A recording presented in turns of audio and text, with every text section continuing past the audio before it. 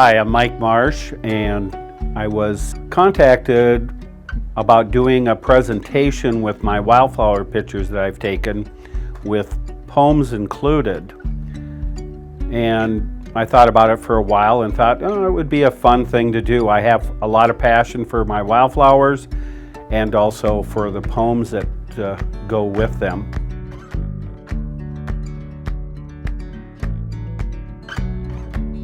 I work as an optician in Helena, so I really don't have any type of photography expertise.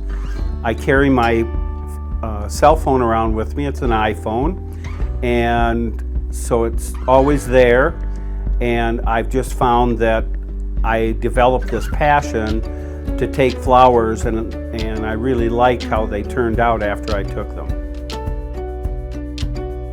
I got started taking wildflower pictures. I was out taking my dogs for hikes, and I noticed that the variety, and there were so many of them.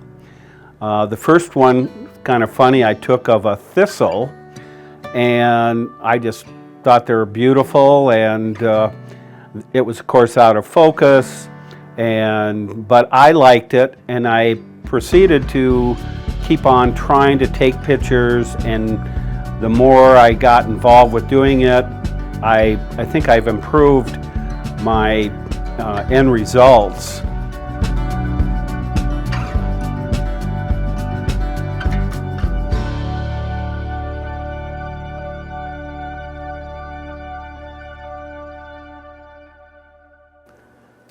I'm an avid hunter, and when I moved back to Helena, I started taking walks with my large Munsterlanders, and I trained them.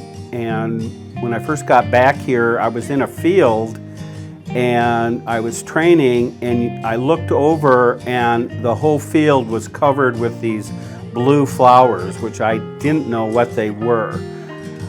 Did some research, took some pictures of them, found out that they were lupins, and it was just gorgeous.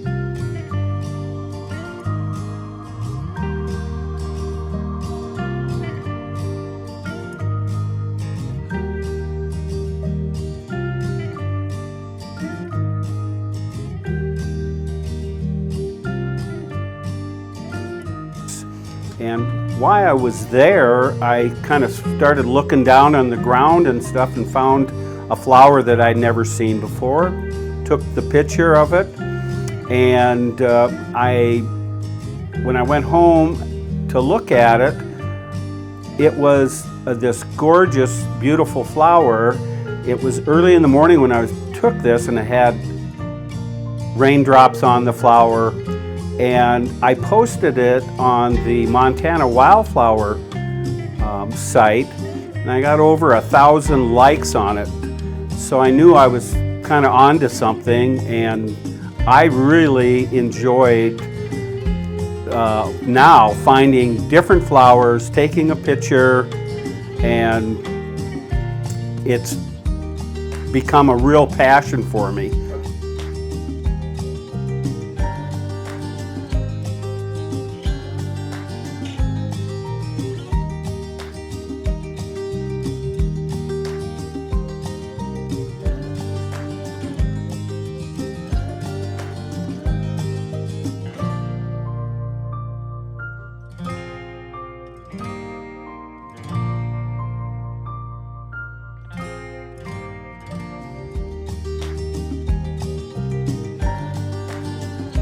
I started posting some of my pictures on Facebook, which also I was involved with the political division that was going on and still going on Facebook in the United States. And my sister knew that I had really had a passion for wildflowers. She says, why don't you do something positive instead of getting involved with all this negative political crap, is really what it is. So we kind of came up with an idea, she did, that I would post one of my wildflower pictures, one a day, for one complete year. I started doing that on January 25th of 2021, and religiously every morning I'd get up and I would post a picture.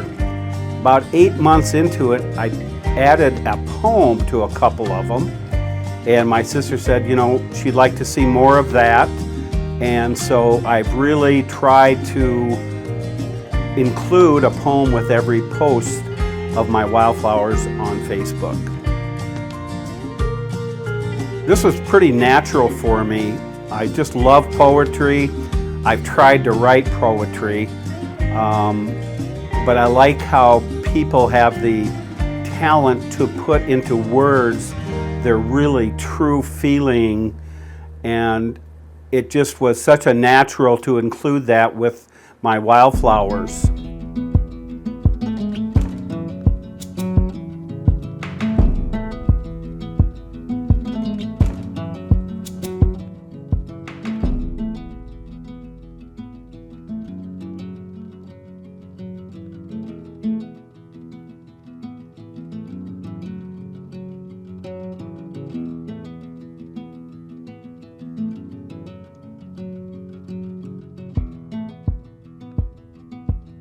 During the process of taking numerous wildflower pictures, it was fairly difficult to identify what they were, and I had books. I went out and got all the standard books, but on one of the Facebook posts, somebody, I think it was the Montana Wildflower Facebook page, somebody talked about an app called Picture This.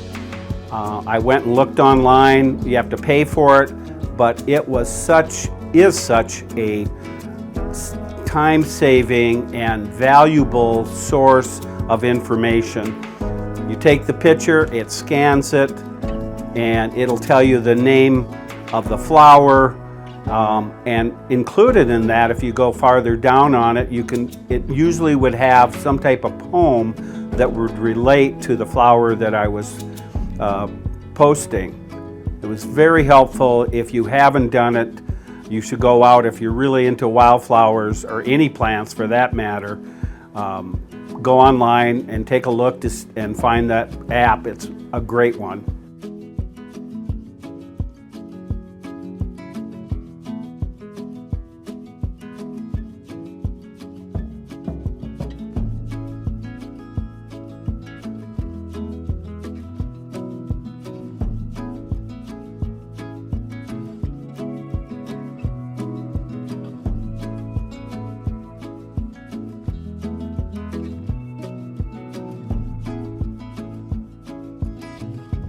Several things I've learned when I started taking pictures was I want to make copies of it and blow it up. Well, if you're not perfectly focused in on that plant, it's going to come up and be blurry and not printable, really, in my mind. So I started really paying attention of focusing on the flower. I might even be back farther than, I'm not right up close to it, and taking that picture, and then with just limited editing, cropping it, and the results have really been an improvement for when I started.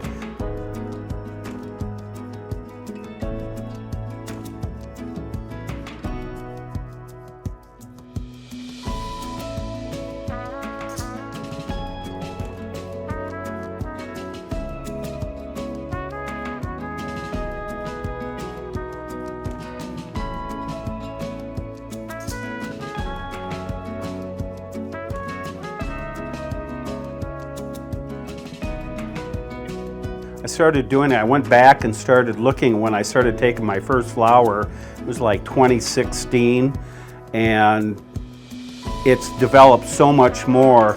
My positioning, you know, what's the background? How can I took a picture of a Seiko lily, and we had stopped, a friend of mine and I had stopped, we were out camping and saw a whole field of them. And I went out there, took several pictures of this lily. It was the first time I'd taken the picture of it, and I knew by now that I just didn't have the flower that I wanted, And going back to the RV, I happened to see one that was in the shadows, and you finally click and you think, that's what I want to get. Took the picture and it came out exactly what I was looking for.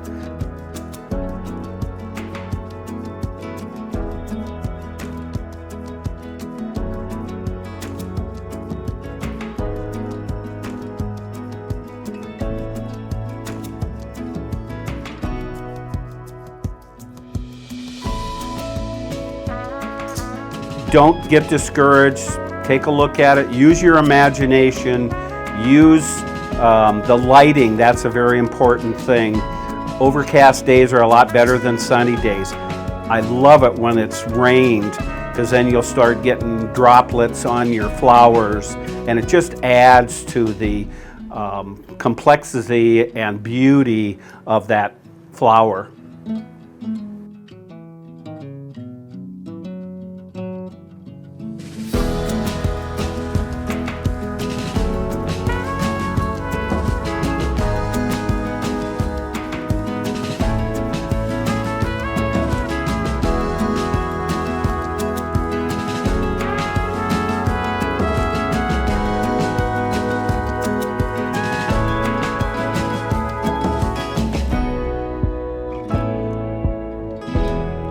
The bitter red is such an interesting flower. Like I said, I didn't even know what it was when I first started getting into photographing wildflowers.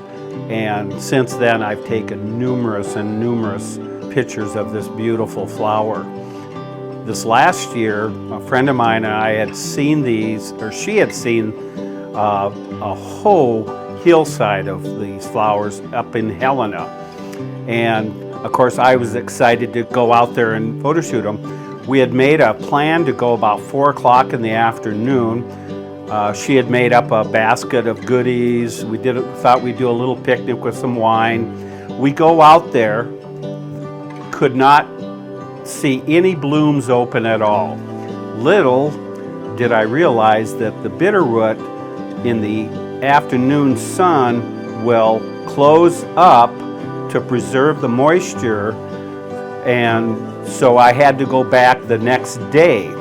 I was going to go to Missoula. I was on my way to Missoula, and the same lady invited me for breakfast, but I was so excited about getting pictures of the bitterroot and I knew I could see that there's thousands of them out there, that instead of going to breakfast right away, it was about 7, 8 o'clock in the morning, I ran out to this field where they were. Again, I went out there and being disappointed, none of them had opened up yet. Went back to Helena, had breakfast, it was about 10 o'clock, went back out there, and of course now I'm kind of a little bit discouraged. Well, the whole hillside was all opened up. It was a beautiful day, and I captured several pictures of the bitterroot. Interesting about them, if you start looking at them, every one is completely different and so intricate that I just fell in love with them.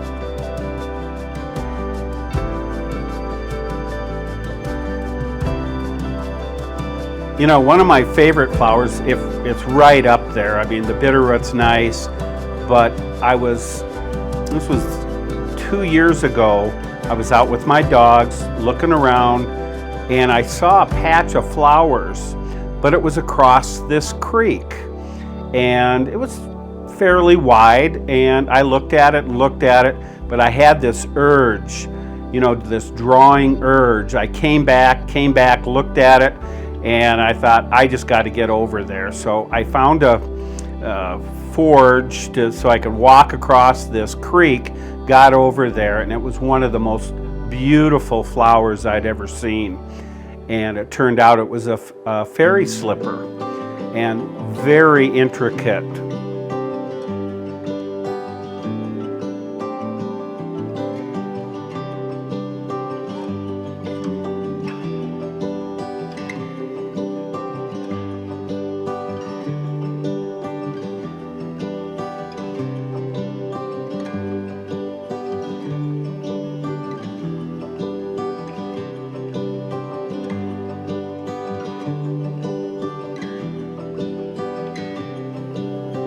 Well, this year, and they're very rare and very hard to find, and this year I was up in Clancy and we had went to a meeting of my friend's kids, and on the way up there, it was on a mountaintop. I wanted to stop, of course, because I'd seen numerous wildflowers all the way up to this cabin.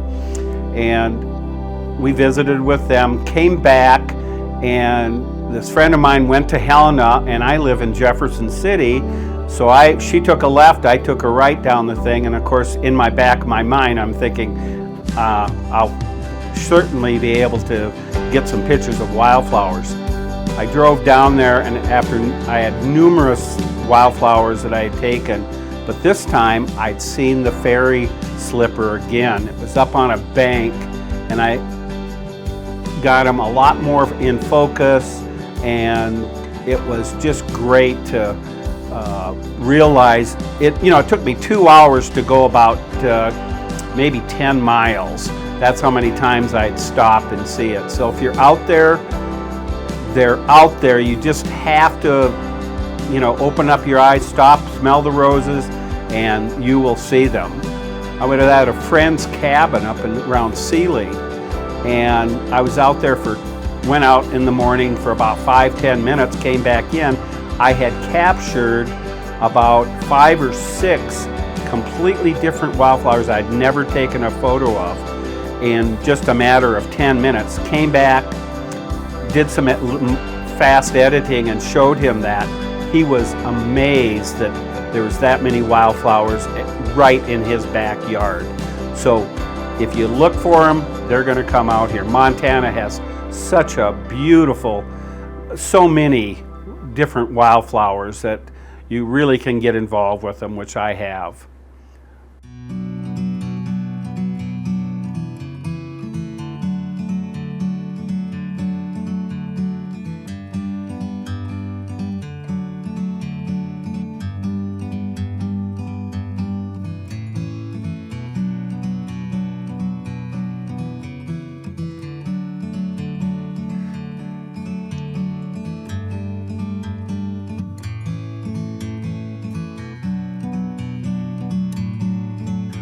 One of the other things that I've done did a study on a flower that I saw when I was, again, going out dog training. Going up the road, I saw this bush and this beautiful yellow, it's called a blazing star, multiple flowers. Went up, took several pictures of it, proceeded to go do my training, and I would go back there weekly. And every time I would go by there, that plant was still there, and it surprised me how durable of a plant it was. It's usually found in a real gravelly hillside, and so every 2 weeks I started taking a picture and document it, and I wanted to kind of find out how long I could continue taking pictures of this beautiful flower. It lasted for about well over 2 months. Every 2 weeks I documented, took a picture of it, and it was just a really beautiful flower. Well, last fall I liked it so much I went back up there, and it creates little pods full of seeds. And I have a little place where I live that I've planted wildflower seeds, and I thought that would be kind of a good addition if I could get them to grow. Well, this late fall, I had to put down one of my hunting dogs and buried her on the place, real gravelly area. And after a couple days, of course, I started thinking about these seeds that I had, and that would be a perfect place. So instead of trying to germinate them on my own, I've spread them over the top of her grave. And hopefully this spring they will produce some plants. Now that app I talked to you about has a whole planting thing, and I haven't looked at it, I just did this, but it might take a year or two to germinate, but it would be really kind of a cool addition for my property to have these plants.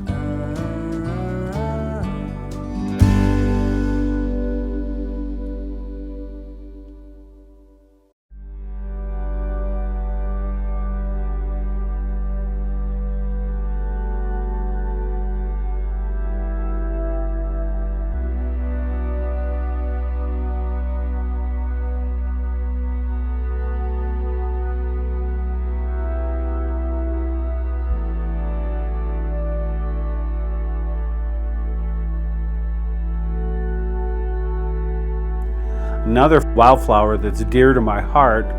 When I was a little boy, I lived in Plentywood, and we lived right by the golf course. Of course, we had sand greens, if you can believe that, but they had hillsides, and we'd go up there, of course, in the spring, and the hillsides were covered with, we called them crocuses, the pasque or posque flower, wildflower.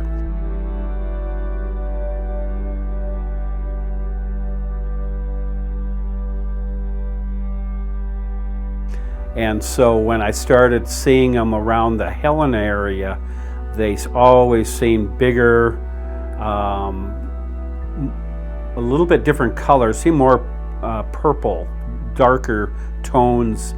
And so I've really enjoyed taking pictures of those. It brought back childhood memories of going up there and picking them for my mom.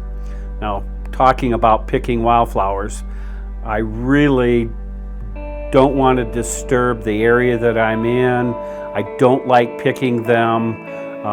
Like I talked about the fairy slipper, that's almost an endangered wildflower, and if you pick it, it will kill the flower. It won't come back up. So if you're out there taking pictures, you know, just be real conscientious about where you're stepping. Try to leave them there for the next person coming through. And I know you want to pick them and bring them home, but take a picture, and they'll be with you forever that way.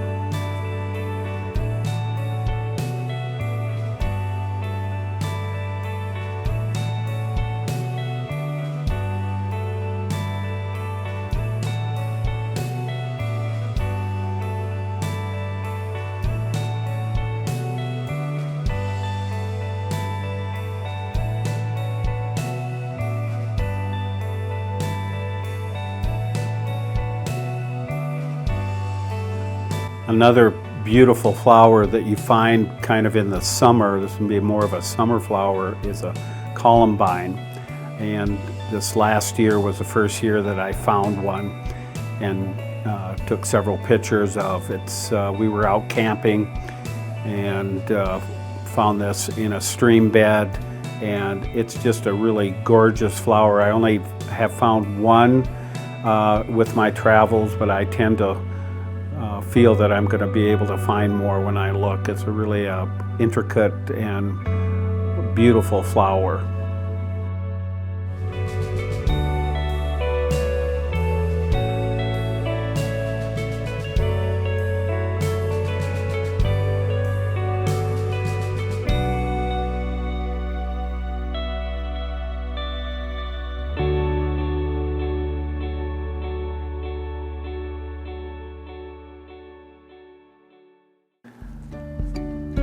Late summer flower is a Rocky Mountain bee plant. Gorgeous flower. They tend to be around the roadsides, you will see them.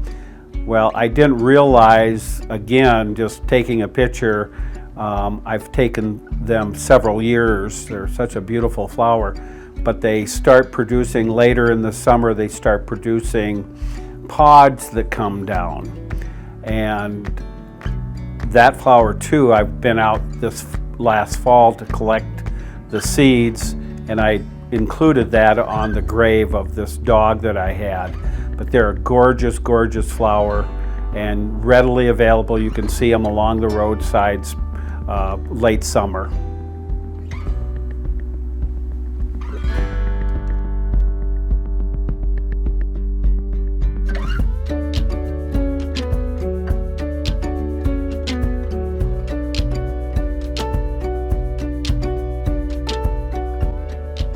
One of the other things I found late summer, for an example, the rubber rabbit brush flower, they just start flowering immense yellow floral all over the place, and they're really intricate. If you get up close and look at them, a lot of people think they're kind of weedy or almost like sagebrush, but they themselves have such a beautiful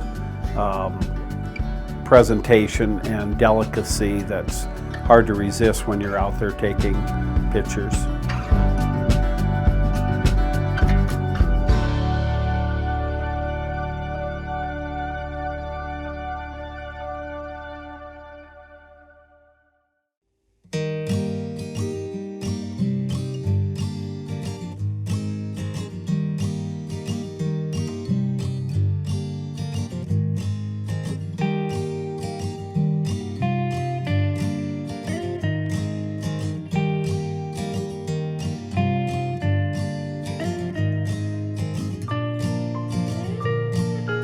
I'd like to reiterate, when you get out there, if you get the passion or the bug, Montana has so many wildflowers. It's just unbelievable.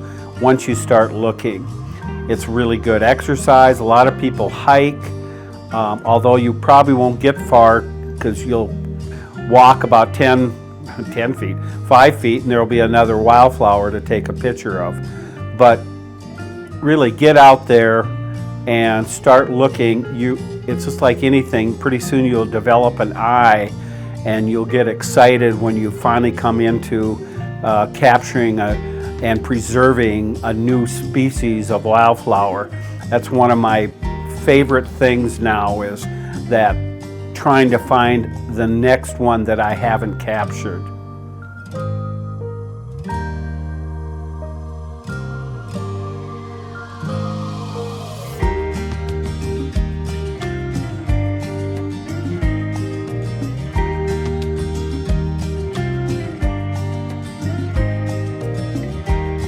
I'd like to thank the Montana Native Plant Society for giving me the opportunity to present two of my passions to you. And I'd like to end this with one final quote.